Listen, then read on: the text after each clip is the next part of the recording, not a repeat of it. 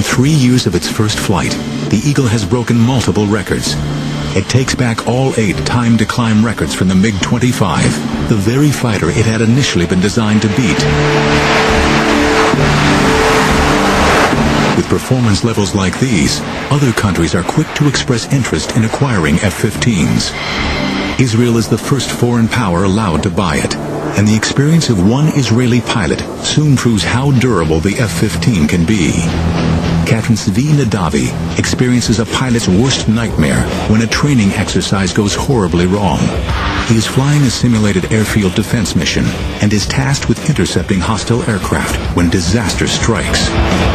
I saw what in hindsight was the number 3, which is the leader of the rear pair, and he was upside down, and I was at around 14,000 feet, and I shot a missile. Even though he was upside down, he continued to go up. And I was like this, so it was stomach to wing. We couldn't see each other. And we collided.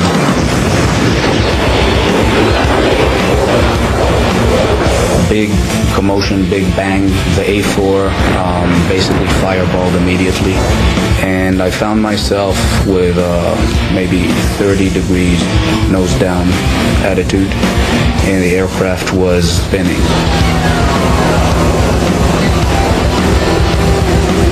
Right after the crash, I told my navigator, prepare to eject, we're going to eject.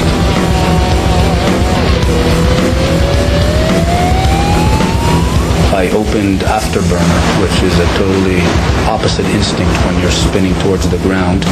Then the roll slowly stopped, and slowly I was able to bring the nose back up. I told my wingman to come close and to inspect me. There was a huge spray of fuel that was being drawn out of the wing, and it basically camouflaged what was going on there. Nadavi survives the mid-air collision. He is 10 miles out from the nearest airfield and hopes to still land safely.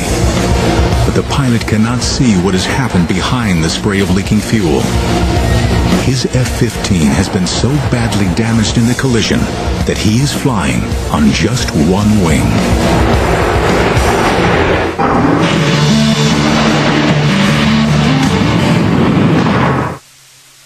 On last week's episode of The Revolution.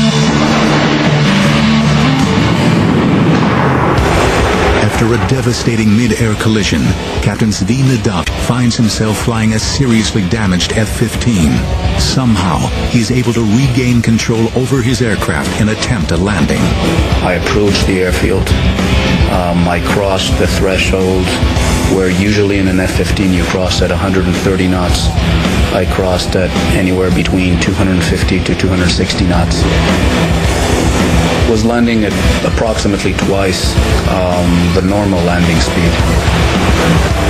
I put the tail hook down. There was a cable at about a third of the runway, and we went into that cable. But because of the speed, the hook is not built for those speeds, and the hook basically tore off the airplane.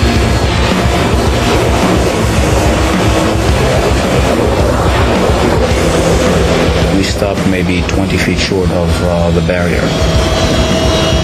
As I was running at the last 50 knots, bleeding off, my wingman said, "You're not going to believe what you flew on." And I opened the canopy, and I reached back to shake the hand of the navigator. And as I was reaching back, that was the first time that I looked and I saw that I didn't have a wing on the right-hand side. It's highly likely that if I would have seen it clearly, I would have ejected, because it was obvious you couldn't really fly an airplane like that. I don't think any other aircraft could have taken that amount of damage or that portion of its flight surfaces removed and continued to bring us home safely.